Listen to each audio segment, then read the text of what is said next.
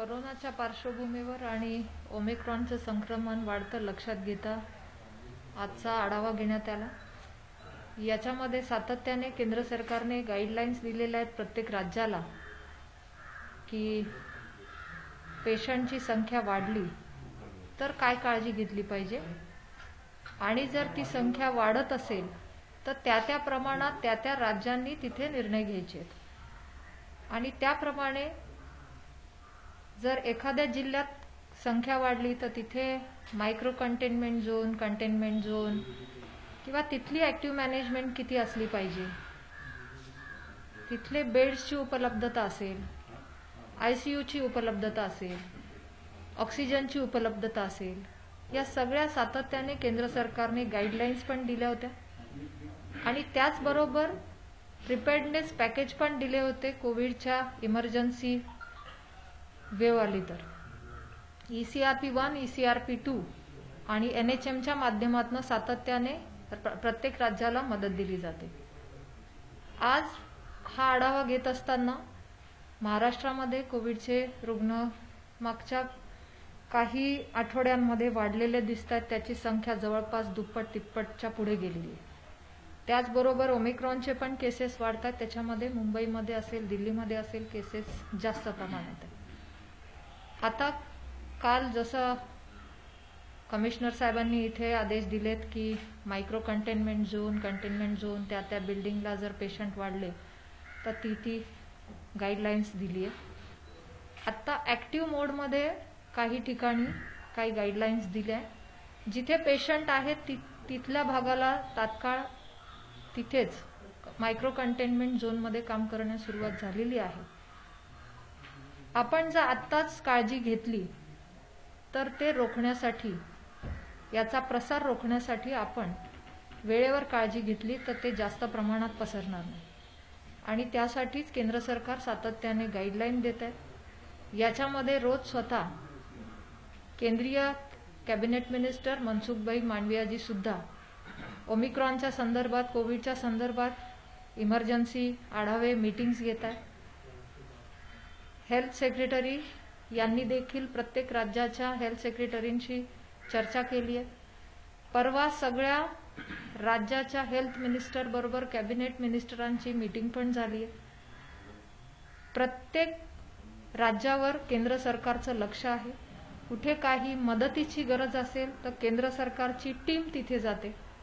ती टीम तिथे जाऊन ॲक्टिव्ह मॅनेजमेंटमध्ये कुठे काही अजून करता येईल का यासाठी सेंट्रल टीम काम करत आहे।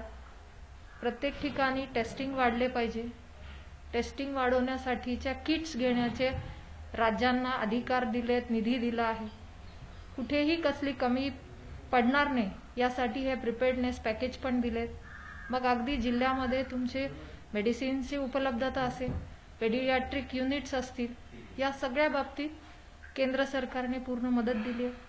स्वतः देशाच्या पंतप्रधानांनी देखील इमर्जन्सी मीटिंग घेऊन ओमिक्रॉनच्या आढाव्याबाबतीत विशेष सूचना पण दिल्या। या बाबतीत केंद्र सरकार जागरूकतेने सातत्याने गाईडलाईन्स राज्यांना पाठवत आहे। खास करून मुंबईत गेल्या काही दिवसामध्ये कोविडचे रुग्ण जास्त वाढत आहेत, झपाट्याने वाढवते, दुप्पट तिप्पट वेगानं। मुंबईसाठी काही विशेष सूचना आहेत केंद्राकडून? नाही, नक्कीच फक्त मुंबई म्हणून नाही तर जिथे पण अशी संख्या वाढेल, तुम्ही बघितलं असेल आज पण केरळ, महाराष्ट्र ही राज्य अशी आहेत की जिथे ही संख्या रुग्णांची वाढतेच आहे कंपॅरेटिव्हली अदर स्टेट्स। तर ह्या राज्यांना सतर्कतेचा इशाराही दिलेला, केंद्र सरकारने स्पेशल त्यांना गाईडलाईन पत्रही लिहिलेली आहे आणि जर आता तिथे काळजी घेतली नाही तर भविष्यात ही संख्या वाढू शकते। याच्यासाठी किती तयारी झाली हे सुद्धा केंद्राने वारंवार सूचित केलेलं आहे आणि खास करून आपण म्हणालात तसं मुंबईमध्ये नक्कीच ही काळजीची गोष्ट आहे की संख्या वाढते आणि आत्ताच तिथे कंट्रोल करायला पाहिजे। आणि आपल्या माध्यमातून मी तर सगळ्यांनाच विनंती करेन की जे पण बाहेर पडतात किंवा गर्दीच्या ठिकाणी किंवा अननेसेसरी ट्रॅव्हलिंग किंवा मायग्रेशन होत असेल तर त्यांनी काळजी घेतली पाहिजे, कारण आपण आता या सूचनांचं पालन नाही केलं तर परत एकदा हा धोका वाढू शकतो. मुंबईचे महापौर आणि आयुक्त दोघेही असं म्हणतात की 20,000 पेक्षा जास्त जर आकडा गेला तर पुन्हा एकदा लॉकडाऊन किंवा मिनी लॉकडाऊन लावावं लागेल. याला केंद्राकडूनच हे असे आदेश आहेत. पुन्हा एकदा लॉकडाऊनच्या दिशेने मुंबई किंवा इतर राज्य जात आहे असं वाटतं केंद्राकडून? नाही, केंद्र सरकारने तेच सांगते. केंद्र सरकारने हा निर्णयच राज्यांना दिलाय. केंद्र सरकारने सांगितलंय की जर तिथे जी जी आवश्यकता असेल, समजा एखाद्या जिल्ह्यामध्ये पेशंटची संख्या अचानक वाढत असेल तर तिथल्या स्थानिक प्रशासनाला तो अधिकार आहे. ते तिथे मायक्रो कंटेनमेंट झोन करू शकतात. याचा अर्थ असा नाही की सगळीकडेच तुम्ही बंद करणार, परंतु तिथे नाही रोखलं जर ते सुपर स्प्रेडर व्हायला लागलं तर परिस्थिती गंभीर होईल. म्हणून त्या त्या राज्यांना ते अधिकार दिले. त्यांनी ती निर्णय क्षमता ओळखून आणि ते करू शकतात. ताई, तुम्ही आता म्हणलात की केंद्र सरकारचं सर्व राज्यांवरती लक्ष आहे आणि आता प्रामुख्याने महाराष्ट्रामध्ये रुग्णांची आपल्याला संख्या वाढताना पाहायला मिळते. आताच तुमची काही वेळापूर्वी अधिकाऱ्यांसोबत बैठक झाली. राज्य सरकारने काय केंद्र सरकारकडे मागणी केली आहे आणि केंद्र सरकार नेमकं राज्याला आता काय देणार आहे?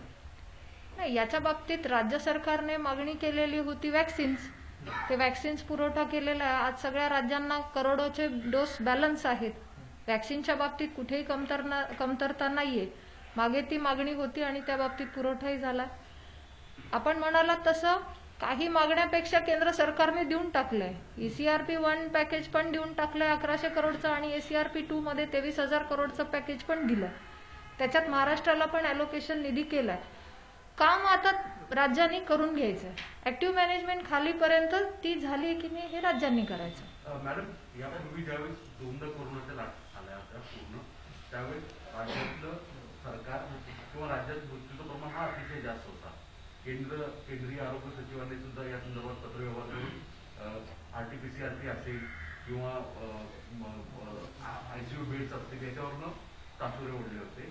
आता केंद्र सरकार, कारण की महाराष्ट्रामध्ये सरकार वेगळं आहे, राज्यातले अनेक म्हणजे आरोग्य मंत्र्यांपासून सगळे नेते हे केंद्र सरकारकडे सांगतात की आम्ही हे मागतो पण हे देत नाही. आता ही खबरदारी आत्ताच घेताय का तुम्ही आणि राज्य सरकारकडे तुम्हाला काय अपेक्षित आहे? नाही, आता आपण म्हणालात तसं आम्ही केंद्र सरकारकडे मागतो आणि केंद्र सरकार देत नाहीये असं जर राज्यातनं कोणी मंत्र्यांनी मला लेखी दिलं तर मलाही बरं होईल. कारण आम्ही काय बजेट दिलंय ते किती खर्च झालं राज्यामध्ये, त्याच्या माध्यमातून काय निधी खर्चित झालाय हा पण मग प्रश्न उपस्थित होईल. केंद्र सरकारने हे दिलेलं आहे. बजेट पण दिलंय, अलोकेशन पण केलंय. मग अगदी ICU बेड्स पासून असेल, ऑक्सिजनची कॅपॅसिटी असेल, औषधं असतील, लहान मुलांच्या औषधांपासून असेल, प्रत्येक डिस्ट्रिक्टला तुमच्या साठा उपलब्ध पाहिजे औषधांचा. त्याच्या व्यतिरिक्त NHN मधनं PIPचं बजेट वेगळं जातं. त्याच्यामधनं सुद्धा औषधं तुम्ही मागणी करू शकतात. तर हे सगळं बघितलं तर राज्य सरकारने आतापर्यंत किती मागणी केली आणि ती दिली नसेल तर मी या राज्याची एक हक्काची मुलगी म्हणून सांगते की मला तरी द्या. मग राज्य सरकारने काय मागणी केली आणि केंद्र सरकार काय देत नाहीये याच्यामध्ये आजपर्यंत आम्हाला कुठलंही पत्र प्राप्त झालं नाही की आम्हाला हा मिळाला नाहीये. उलट आम्ही इथे म्हणून सांगतोय की हे दिलंय, आता हे खर्च करा किंवा हे करून घ्या. काम चालू आहे. काम करत नाही राज्य सरकार असा माझा अजिबात आक्षेप नाही, परंतु संथ गतीने चालू आहे. आज आपण त्या प्रिपेअर्डनेसमध्ये लवकर काम नाही केलं तर उद्या ती धावपळ होईल. आपल्या माध्यमातून माझी विनंती आहे राज्य सरकारने थोडी गती वाढवावी. इथे मॅडम, तुमचं बोलणं असं असतं की केंद्र सरकारने राज्य सरकारला फंड मोठ्या प्रमाणात दिला, पण राज्य सरकारने एकतर युटिलायझेशन नाही केला किंवा जो अपेक्षित तुम्हाला होता ऍज अ हेल्थ मिनिस्टर महाराष्ट्राचं प्रेसिडेंट करताय तुम्ही सेंट्रलला, तितकं मागितलं जात नाही. काय नेमकं? नाही, मागितलं जात नाही म्हणण्यापेक्षा केंद्राने पूर्ण बजेट सगळ्या राज्यांना दिले. तेच सांगते, ECRP 1 ECRP 2 हे असे बजेट आहेत एक्स्ट्रा की जे या कोविड काळामध्ये विशेष दिले गेले आणि राज्यांनी न मागता दिले.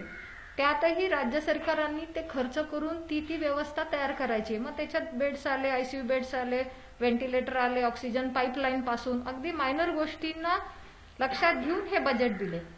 मग माझं म्हणणं एकीकडे तुम्ही म्हणता केंद्र सरकार देत नाही, तर काय देत नाही ते तर आम्हाला कळू द्या. केंद्र सरकार कुठे कमी पडलंय आजपर्यंत हे आम्हाला कळू द्या. आमच्या केंद्र सरकारकडून सगळं हेल्थ बजेट एक्स्ट्रा दिलं गेलंय NHM व्यतिरिक्त, तर ते खर्च झालं नसेल तर काय कारण आहे? ते होत नसेल तर का होत नाहीये किंवा त्याची गती कमी आहे असं माझं म्हणणं आहे. ते फास्ट व्हायला पाहिजे. आणि महत्वपूर्ण बैठक ही होती. आकडा महाराष्ट्रातला वाढतोय, म्हणजे महाराष्ट्र आणि नंतर दिल्ली हे दोनच खूप ग्रोथ वाढत चालली आहे. महत्वपूर्ण बैठकीत राज्य सरकारकडून फक्त अधिकारी आहेत, मग ते राजेश टोपे असतील किंवा इतर संबंधित खात्याचा कुठला मंत्री आला नाही. वारंवार केंद्राकडे बोट दाखवलं जातं, मदत मिळत नाही किंवा इतर गोष्टींकडे हे केलं जातं. याला कसं बघताय? आजच्या बैठकीला त्यांनी असलं, त्यांच्या मागण्या अपेक्षित होत्या, याला कसं बघताय? नाही, या बाबतीत हा आढावा मीच ठेवला होता. याच्यावर सातत्याने केंद्राकडून देखील आढावा घेतला जातो प्रत्येक राज्याचा, आणि सन्माननीय केंद्रीय मंत्र्यांनी देखील लक्ष दिलेलं आहे. केंद्रीय मंत्र्यांनी देखील या बाबतीत सांगितलं की कुठे अडचणी असतील तर ते आपण बघितलं पाहिजे. आणि मी महाराष्ट्राची असल्यामुळे साहजिक एक मी आजची ही मीटिंग लावली. मी सन्माननीय राजेशजी टोपे आरोग्यमंत्री महाराष्ट्र यांना देखील कळवलेलं होतं, परंतु त्यांची मला वाटतं आज अजून एक इमर्जन्सी कुठली मीटिंग आल्यामुळे ते उपस्थित राहिले नाही. परंतु अधिकारी सगळे होते आणि माझा आढावा त्यांनी त्या बाबतीत पूर्ण दिलेला. असं म्हणायचं का की फक्त मदतीची अपेक्षा ठेवली जाते आणि चुका काय झाल्या तर केंद्राकडे बोट दाखवलं जाते, सहकार्य किंवा कॉर्डिनेशन जे होणं अपेक्षित आहे ते होत नाही असं म्हणायचं? नाही, आमच्या बाबतीत आम्ही तसं म्हणणार नाही. आमचं म्हणणं एवढंच आहे की आमचा आजचा आढावा होता आणि ज्या आढाव्यात जे मला अपेक्षित होतं की केंद्र सरकार म्हणून आम्ही पूर्णपणे तयार आहोत, देत आहोत. तुम्ही आता काम करून ते फास्ट खालीपर्यंत होतंय की नाही हे काम करून घेणं. बिकॉज आम्ही जेव्हा health is a state subject म्हणतो तेव्हा ते स्टेटनी तो युटिलायझेशन ऑफ फंड्स करून घेतला पाहिजे आणि तो योग्य वेळी केला पाहिजे. कारण काही लिमिट असतात, मार्चच्या आत तो संपवायचा आहे, तो खर्च करायचा आहे. मार्चच्या आत त्याचं जर हे नाही झालं त्या कोविड प्रिपेअर्डनेस पॅकेजचं, तर मग तुम्ही परत केंद्राला दोष देणार का? म्हणजे काहीतरी टाइम लिमिट असतं आणि त्या बाबतीत सतर्कतेने काम करणं अपेक्षित आहे. एकीकडे राज्य सरकार लोकांवर निर्बंध टाकते, दुसरीकडे आपण बघतो राजकारणाचे कार्यक्रम होत आहेत त्याला गर्दी पाहायला मिळते. त्यातच आपण बघतोय महाराष्ट्रात आमदार आणि काही मंत्री देखील पॉझिटिव्ह सापडले. त्याकडे नाही, मला वाटतं हा विषय गंभीर आहे. याच्यामध्ये फक्त पॉलिटिकल नॉन पॉलिटिकल असं घेण्यापेक्षा आज सगळ्यांनी सतर्क राहायचं. आपल्याला काय व्हायरस असा हे नाही करून येत कुठल्या पक्षाचा आहे वगैरे, हे सगळ्यांसाठीच घातक आहे आणि सगळ्यांसाठीच गंभीर आहे. सगळ्यांनी प्रोटोकॉल पाळले पाहिजे. आणि आता जर गाईडलाईन्स दिल्या की एवढ्याच याच्यामध्ये प्रोग्राम झाले पाहिजे, कार्यक्रम, तर आम्ही ते पथ्य पाळतोय, आम्ही पण ती काळजी घेतोय, आम्ही पण मास्क लावूनच फिरतोय. तर मला वाटतं सगळ्यांचीच ती हे आहे, सगळ्यांचीच ती गरज आहे. फक्त पॉलिटिकल पार्टी म्हणून नाही, पण इतरही ठिकाणी कुठे गर्दी होत असेल सगळ्यांनी सतर्कतेमध्ये राहून हा व्हायरसच्या विरुद्धचा लढा आहे. हा कुठल्या एका पक्षाचा लढा नाहीये. सगळ्यांनी त्या व्हायरसच्या विरोधात लढायचं आहे. तर काही पथ्य पाळली पाहिजे आणि त्याच्यामध्ये कोविड अप्रोप्रिएट बिहेवियर है।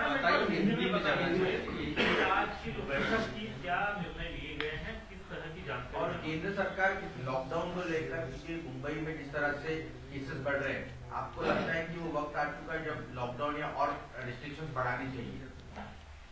आज के मीटिंग में खास करके महाराष्ट्र को जो कोविड रिलेटेड केसेस है वो बढ़ रहे हैं और यहाँ पे कोविड को लेके हो या ओमिक्रॉन के केसेस को लेकर हो, क्या तैयारियां हुई हैं?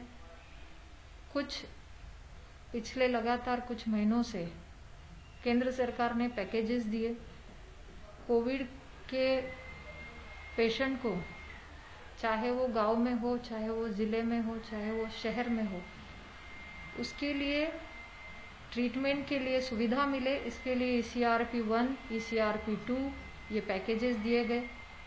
क्या वो पैकेजेस के माध्यम से यहाँ पे काम हो रहा है?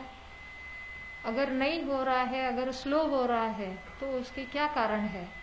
ये मीटिंग में आज हमने कुछ फीडबैक लिए। कुछ जगह पे काम हो चुका है, प्रोग्रेस में है, कुछ जगह पे अभी भी थोड़ा काम बढ़ाना आवश्यक है, इसके लिए कुछ सूचनाएं दी गई है। लगातार केंद्रीय मंत्री मनसुख भाई मांडविया जी भी इस पर लगातार मीटिंग्स ले रहे हैं। केरल हो, महाराष्ट्र में हो, दिल्ली में हो, ओमिक्रॉन के केसेस बढ़ रहे हैं और कोविड के भी, तो इसमें क्या वो राज्य कुछ एक्टिव मैनेजमेंट कर रहे हैं कि नहीं? केंद्र सरकार ने ये गाइडलाइंस दी है, अगर किसी जिले में कुछ संख्या बढ़ती है तो वो प्रशासन वहाँ पे डिसीजन ले सकते हैं, कंटेनमेंट हो, माइक्रो कंटेनमेंट जोन हो। सो एक्टिव मैनेजमेंट की अभी जरूरत है। केंद्र सरकार ने जैसे पिछले साल भी लगातार लगभग 150 SOPs दिए और अभी ओमिक्रॉन के बाद भी लगातार गाइडलाइंस दे रहे हैं।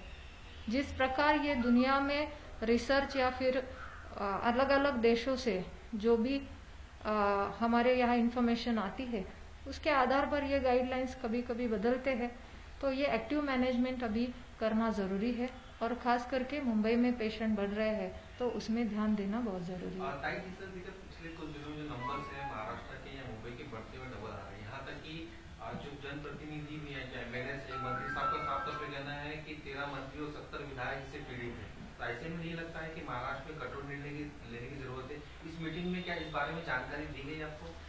जी जरूर, इसमें यही चर्चा हुई कि लगातार केसेस बढ़ रहे हैं। जैसे कि आपने कहा लास्ट दिसंबर के शुरू में जैसे 6000 केसेस थे, अभी वो आगे बढ़ के 30-40,000 को क्रॉस कर रहे हैं। तो आवश्यक है कि किस स्पेसिफिक एरिया में कुछ वार्ड है, कुछ बिल्डिंग्स है, अगर ऐसे तरह से केसेस बढ़ते रहे तो वहां पे ही हम रोकने में कामयाब हुए तो वो कदम उठाना जरूरी है। सभी को बंद करना ऐसे हमारा कहना नहीं है, लेकिन जहाँ पे वो केसेस है उनका सही तरह से कांटेक्ट ट्रेसिंग हो रहा है कि नहीं, उनका ट्रीटमेंट कैसे चल रहा है, कुछ दिक्कत तो नहीं है पेशेंट को। तो ये सभी केसेस के बारे में अभी हमने जो मीटिंग हुई इसमें फीडबैक भी मिले।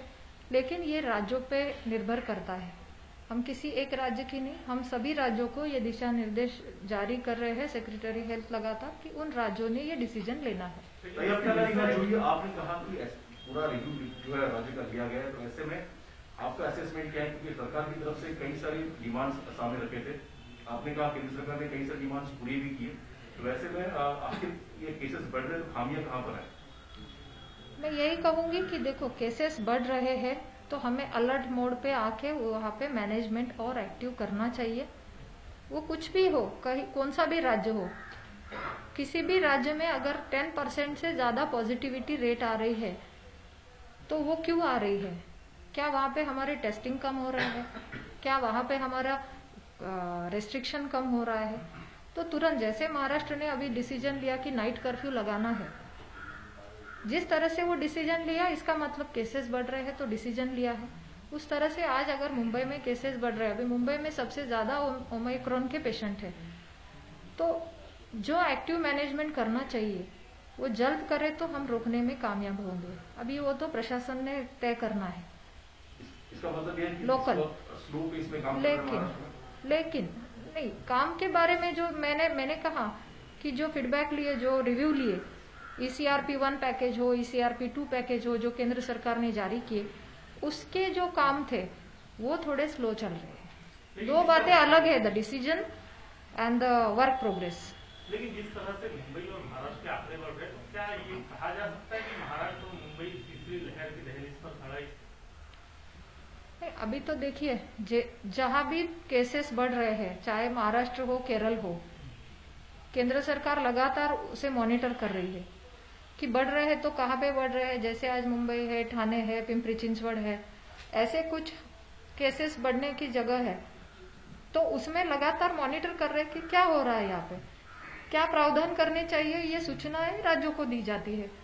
तो मैं वही कह रही हूँ कि यहाँ के प्रशासन ने जो भी निर्णय लिए हैं, चाहे वो नाइट कर्फ्यू हो या कल से अभी जो माइक्रो कंटेनमेंट जोन का है, तो ये करना जरूरी है, एक्टिव मोड पे आना जरूरी है, उसमें कुछ भी कमी नहीं रहनी चाहिए। दिसंबर 2021 के अंत तक वैक्सीनेशन कंप्लीट हो जाना चाहिए था, ये बात कही जा रही थी, लेकिन आखिर क्यों नहीं हुआ? क्या राज्यों ने किसी तरह की कॉपरेशन नहीं की सेंट्रल गवर्नमेंट को? नहीं, दिसंबर एंड को वैक्सीनेशन पूरा करना था। ये वैक्सीनेशन का डिपेंड करता है फर्स्ट डोज कब लिया है। अगर हमारे 94 करोड़ बेनिफिशरीज है तो अगर जो फर्स्ट डोज हुए हैं कुछ अवधि के बाद सेकेंड डोज आता है, तो अगर उन्होंने अक्टूबर नवंबर में लिया है, दिसंबर में लिया है, तो बट नेचुरल उनका दिसंबर क्रॉस करके आएगा।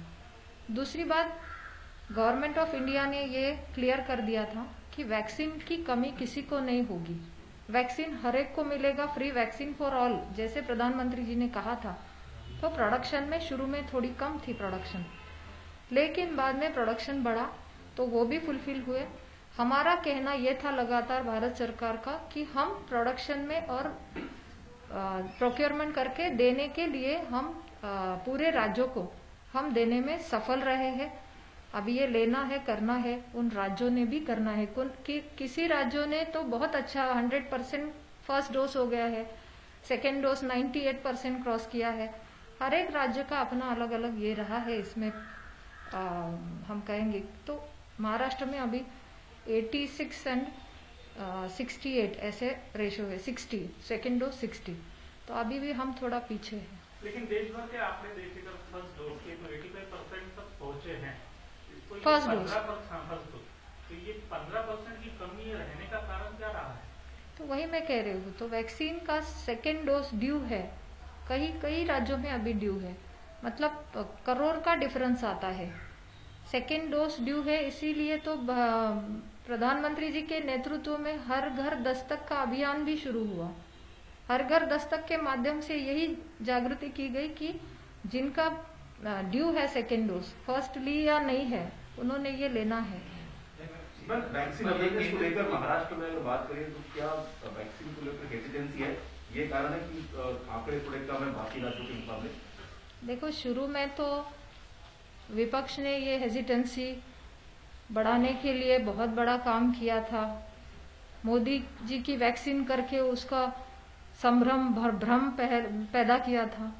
शुरू में तो वैक्सीन पर बहुत कुछ विपक्ष ने किया, लेकिन जब पता चला कि अरे इतना अच्छा रिजल्ट है और पूरे दुनिया में इसका डिमांड है, तब जाके अभी डिमांड शुरू हुआ। तो जब अच्छा वैक्सीनेशन हुआ तब भी ये किया गया। लेकिन हमने कभी भी किसी भी राजनीति में नहीं आना है, ऐसे आदरणीय प्रधानमंत्री जी ने कहा। वैक्सीन सभी के लिए दिया गया, ये हेजिटेंसी दूर हो, इसलिए खुद प्रधानमंत्री जी ने जिन राज्यों में, जिन जिलों में ये कम है, हेजिटेंसी है या फिर क्या वजह है ये कम वैक्सीनेशन है, खुद उन डीएम से भी बात की वीसी द्वारा। उन्हें कुछ सूचनाएं भी दी कि वहां पे अगर कुछ पॉलिटिकल लीडर हो या रिलीजियस लीडर हो या स्पोर्ट्स सेलिब्रिटीज हो या अदर देन दैट सोशल हमारा ग्रुप हो, उनके थ्रू क्या हम ये वैक्सीनेशन को बढ़ावा दे सकते हैं, तो वो करिए। और उसके बाद कुछ जिलों ने अच्छा काम भी किया। जिनमें फर्स्ट डोज 84% अगर होना और 16% बढ़ना, क्या ऐसा नहीं लगता कि एक कम्युनिटी अब भी है जो इससे वैक्सीन से बच रही है? अगर बच रही है तो सरकार उन्हें किस तरह से मनाने की कोशिश कर रही है? वही बात हुई ना, उसके लिए पूरी तरह से प्रयास किया, हर घर दस्तक भी किया, वीसी द्वारा उन डीएम के थ्रू उनसे ये भी रिव्यू लिया गया क्या हेजिटेंसी है, क्यों है। वहां पे पहुंचने के लिए सभी ने प्रयास करना है, सभी का सहयोग है, किसी के मन में इसका दुविधा ना रहे। और कई राज्यों 100% कर सकते तो हम कहाँ कम है, इसका भी एक ये होना चाहिए। और खास करके राज्य ने इसमें ज्यादा काम करने की आवश्यकता है। 15 से 18 जो एज ग्रुप है, इस एज ग्रुप का कोई टारगेट रखा है पूरे देश भर के लिए कि इतने दिनों में ये वैक्सीनेशन पूरा होना चाहिए? नहीं, ऐसे टारगेट तो नहीं रखा है, क्योंकि ये लगातार डिमांड थी। आपके भी माध्यम से कई सारे सवाल आए थे कि ये कब शुरू होने जा रहा है, क्योंकि ये एक ऐसा एज ग्रुप है, ये लगातार बाहर रहता है, एक्सपोजर में रहता है एजुकेशन के माध्यम से। तो ये जब अप्रूवल हुआ, इसका ट्रायल सब हुआ, तो उसके बाद ये शुरू हुआ अभी 3 जनवरी से, कल से ही। तो जैसे ही इसके आएंगे रजिस्ट्रेशन होते हैं, जो भी डिमांड आएगी उस तरह से केंद्र सरकार का काम है कि वो वैक्सीनेशन अवेलेबल कर देना। मॅडम, 2 प्रश्न आहेत. एक तर राज्याचे ACS health secretary Pradeep Vyas यांना एक केंद्र सरकारने पत्र पाठवलं होतं आणि त्याच्यामध्ये महाराष्ट्रामध्ये साधारणतः 70 ते 75 हजारपेक्षा जास्त लोकांचा मृत्यू करोना काळात झाल्याचं सांगून म्हटलं. यावरून केंद्र सरकार काही कॉग्निझन्स घेणार आहे का? आणि दुसरा प्रश्न, राज्यात इतकं आपण तुम्ही सांगताय की एकच मिनिट, हा पत्र कोणी पाठवलं होतं? सेंट्रल हेल्थ मिनिस्ट्री कोणाला? व्यास साहेबांना? हा, त्यांनी पत्र पाठवलेलं आहे. कोणी केंद्राने की यांनी? व्यास साहेबांनी केंद्र सरकारला पत्र पाठवलं. त्याच्यामध्ये हो बरोबर. तीसरी लहर की आशंका जताई इसमें 80,000 मृत्यू झाल्याचं म्हटलेलं आहे महाराष्ट्रामध्ये. नाही, आता जे काही अच्छा ओके प्रेडिक्शन अभी ये प्रेडिक्शन का मैं तो कुछ नहीं बोल सकती, ये प्रेडिक्शन का उनको ही आप पूछे तो अच्छा होगा. हमारा काम है की हम भय ना फैलाय. आमचं काम आहे की आम्ही सतर्क राहा, पॅनिक होऊ नका आणि चांगली ऍक्टिव्ह मॅनेजमेंट म्हणून काम करा, याच्यासाठी आढावा घेतला. कुठल्याही प्रकारचं घाबरवून कुठल्याही प्रकारचे असे निष्कर्ष देऊन चालणार नाही. आता आपल्याला ऍक्टिव्ह मोडमध्ये काम करावं लागणार आहे. हा प्रश्न तुम्ही बेटर की तुम्ही त्यांनाच विचारा. मॅडम आणि दुसरं राज्यामध्ये शाळा मात्र अद्यापही सुरू आहे. इतकी तुम्ही सांगताय परिस्थिती गंभीर आहे, हे सगळं आहे. मुंबईमध्ये आणि MMR रिजन टेरिटरीमध्ये 31 जानेवारीपर्यंत सांगितले की क्लोज असेल, पण रेस्ट ऑफ मुंबईच्या बाहेर सगळीकडे शाळा सुरू आहेत. तुम्ही या खात्याचे मंत्री म्हणून राज्य सरकार काही घोषणा करणार आहे का? नाही, शिक्षण विभागाचा प्रश्न आहे आणि राज्यातल्या मंत्री महोदयांनी या बाबतीत मला वाटतं क्लिअर केलेलं आहे. पण लवकरच शिक्षणाच्या बाबतीत पण निर्णय होईल, कारण शेवटी मुलांच्या शाळेविषयीच्या काही त्यांनी मागे पण गाईडलाईन्स दिल्या होत्या आणि काल पण काही ठिकाणच्या शाळा जशा आपण म्हणाला तिथल्या बंद केल्या. कदाचित शिक्षण विभाग हे निर्णय घेतील, राज्य सरकार. तुमच्या जिल्ह्यातला एक प्रश्न आहे. त्र्यंबकेश्वरमधल्या खरसे तिथं पाण्यासाठी महिलांना जीव घेणा प्रवास करावा लागतो. काल ही बातमी मी पण वाचली आपल्या माध्यमातून आणि त्याच्यावर माझ्या ऑफिसहून त्यांना फॉलोअप करून आज मी स्वतः BDOंना तिथे जायला पण लावलेलं आहे. त्याची मी स्वतः पण फॉलोअप घेते आणि इतक्या दिवसांपासून तिथे काम का झालं नाही, कारण मला पण प्रश्न पडला, जर 14वा वित्त 15वा वित्त हा स्थानिक ग्रामच्या मूलभूत सुविधांसाठी दिला जातो, त्याच्याबरोबर DPDC येतं किंवा अनेक अशा माध्यमातून हा निधी मिळत असतो, तर मला वाटतं हा प्रश्न तिथल्या फीडबॅकमधून मला उत्तर अपेक्षित आहे.